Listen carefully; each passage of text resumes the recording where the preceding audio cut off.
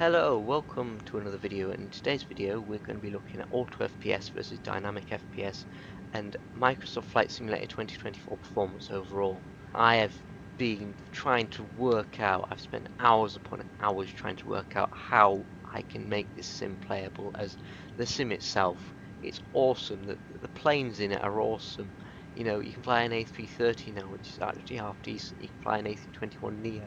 There's just loads of good aircraft built into the sim itself, which you don't even have to pay for on top of the sim. And it's just amazing. It's just a shame that we cannot get a stable FPS on the Flight Sim 2024. Like, I'm staying on Flight Simulator 2020 just because I don't feel like 2021 is stable enough. I can't trust it to do a commercial flight. Like, I want to be flying for an hour or more. I can't trust that it's not going to crash and then waste my time. You know, I don't want to have that fear. So I want to really make this sim playable. So yeah. So in this video, I'm going to be trying out different ways, and I think I may have found a temporary solution. It's not the best either. I still would go for 2020 any day of the week, but this may have just made Flight Sim 2024 at least playable. I haven't had a crash ever since that I've used Dynamic or Auto FPS. So let's hope that's the holy grail. So another thing that I did find, however, is capping your frames to about 30. It just reduces the stress on your system, and it seems to help the sim not crash as well, which is amazing. It's only 30 frames, but let's be real. Any more than 60, it's just not beneficial in a simulator, is it? Any less than 30, yes, I'll agree, but 30 to 60, I'm not bothered as long as it's stable and it's not stuttering all over and I can use it. There's no massive tearing going on. I don't care. Cap it at 30. If it's going to be stable, I'll take it. Anything to make the sim playable. So there's more things to note as well. What is the issue? Why is Microsoft Flight Simulator 2024 so unstable? Well, the truth is many factors. Number one, there's a VRAM leak. You are going to be using so much VRAM and you're going to be overspilling most likely. If you have 8 GB, you're almost certainly going to be overspilling. 10 GB or more, you will be overspilling, but there's less chance. However, no matter how much VRAM you have, you're probably going to be using it all, if not very close to all of it. So yeah, do be prepared for that if you're thinking of buying a PC for this game. Though, do note that that is an issue, and that shouldn't be happening. So therefore, if they were to fix this, it wouldn't be doing that. So if you were just to be patient for Flight Sim 24 to become stable again, you can just buy a PC then and see what you actually need. Another thing is 32 gigs of RAM. That is starting to become limiting. In these tests, you will see that I use about 28 gigs throughout, and that is a lot. That's like 4 gigs of room, which isn't very much. It's enough, but it's not very much, and I do believe that that does play a factor in the performance of the simulator. I do believe that I'm going to be upgrading to 64 when this simulator does become stable, because I don't think that's a bug, because that is just regular RAM and not VRAM. I do believe that is real, as they have said in their technical specifications that you need about 64. So I'm just going to assume that 64 is the new meta for Flight Sim 2024, unfortunately. So you may need to dip into your wallets just one more time for the sim. Another reason is third parties. They aren't exactly fully compatible yet. And it doesn't help that greedy partners like Anybuilds decide to make you pay £5 for an upgrade or pay for a whole new airport in itself. I just think that's greedy. I think it should be a free upgrade. You've paid for it in 2020. Why should you have to pay for it again? I don't know. Maybe that's controversial. Maybe that's just me. Do let me know your thoughts on that in the comment section down below. But overall, like, especially with this peerage scenery, I've actually just copied and pasted the files in. I haven't actually really even looked for compatibility. Is it compatible yet? I don't know. I haven't really looked. It's just been working fine. I mean, performance hasn't been great, but I feel that's the sim itself, but could be wrong. I am going to be testing out 2 airports in this episode, so we are not going to be just looking at one and then thinking that's all it is, because I know that there is different factors that play in the sim. Where you are in the world definitely does play a factor, and maybe just different anomalies. Maybe there's just not been as much going on around you, so their performance has been better or worse. You know, I don't know. But overall, this video is there to help you. get better performance in the sim, at least to make it playable, but still 2020 is always going to be the better option no matter what at this moment in time. I haven't really found a really good way, so I don't know, we're just going to have to see how it plays and see how time tells with this simulator, I think. So these are my graphics settings in the Flight Simulator 2024, not too dissimilar to my 2020 by the way, but I'm not going to explain them. I'm just going to pause the video if you want to review them, but here they are.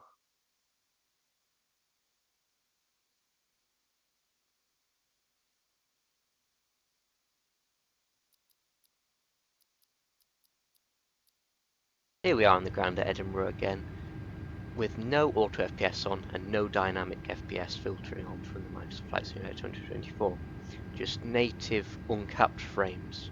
So let's see how we're going to do. So currently we're at 50 frames right now, and this is using the standard graphics settings I showed you earlier. So yeah, let's see how our frames do on a takeoff roll. Park and brake off, toga. Let's see, do we drop below 30 frames?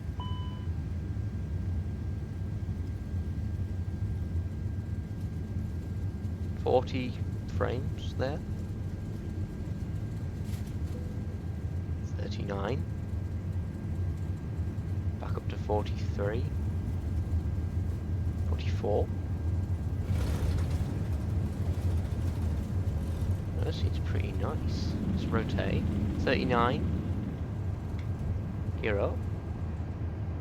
This is promising. I mean, maybe I've just got my graphics settings right. You know, maybe I have. So here we are at Edinburgh, runway 24, A330 Innie. Got no dynamics settings on, no RTFPS on, and we're just capped at 35 frames through the NVIDIA control panel. So let's see, do we stay at 35? Toga. Let's get a takeoff done. So already we're sort of dipping down to 33 there, 34 occasionally. Generally it's staying above 30, which is kind of the aim.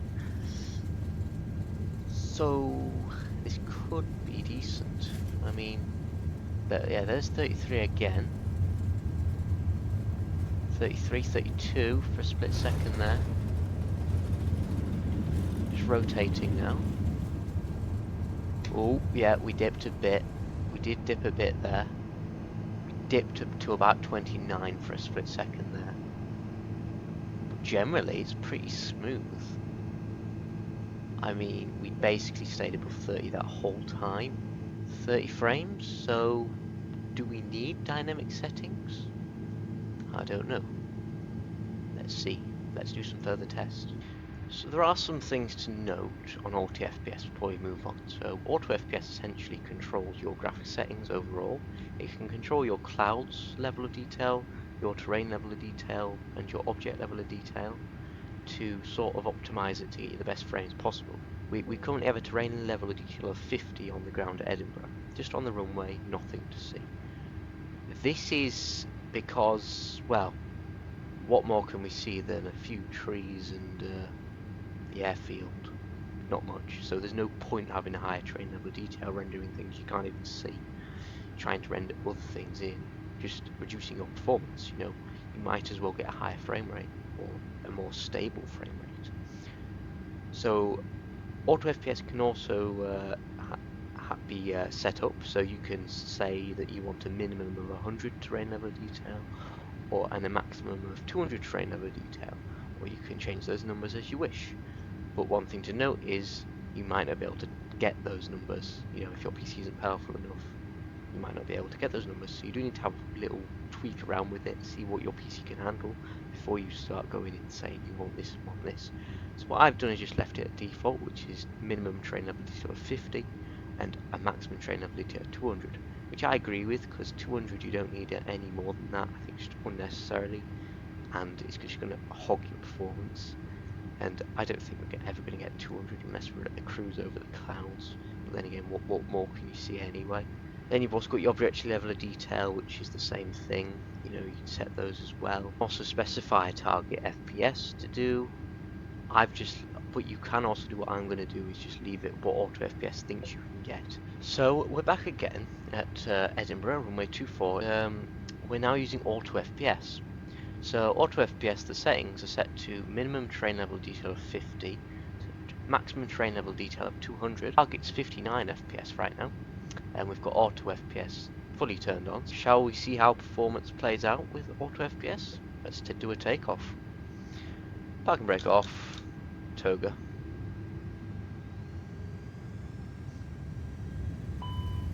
So our frames are uncapped as well, that's something else to note. It's now targeting 52, 51,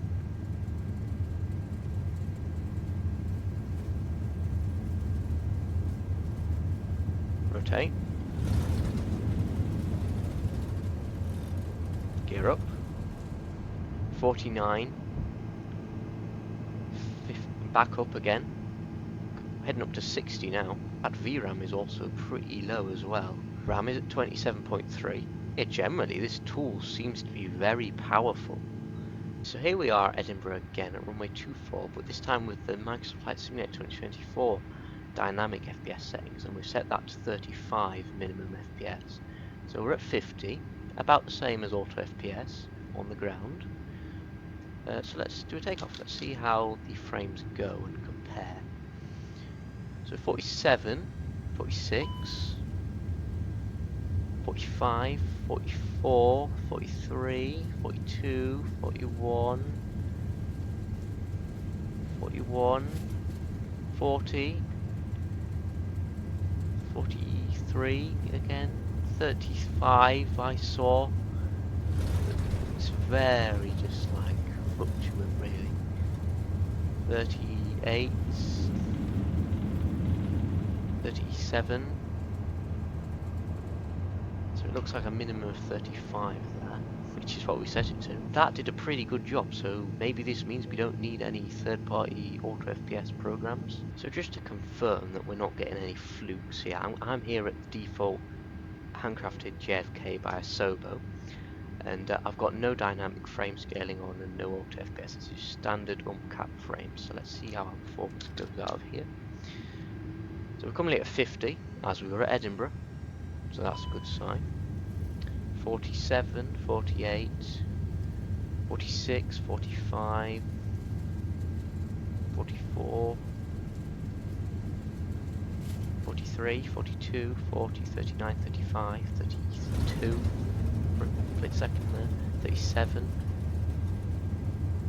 40, back to 40, rotating now, gearing up, 45 again, we should be increasing now, 45, 46, 44, 47, 50, 50 now, 50. So yeah, I mean it still seems pretty similar, but let's do another test. So here we are back at JFK, at the handcrafted one again, no changes, exactly the same aircraft, same position, but this time we've got Auto FPS on and it's currently targeting 50. Terrain level of detail is at 50, object level of detail is at 100, and it's got our clouds at ultra actually, so that is quite interesting as our clouds were at high on Edinburgh. That's interesting. So let's do a takeoff and see how our performance lies out. So here we go. 49,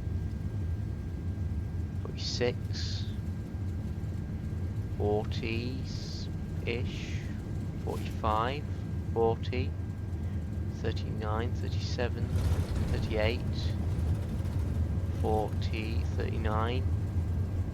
It's very fluctuant as you can see. 42, 41, no major stutter like we had on dynamic settings. Smoothly above 35.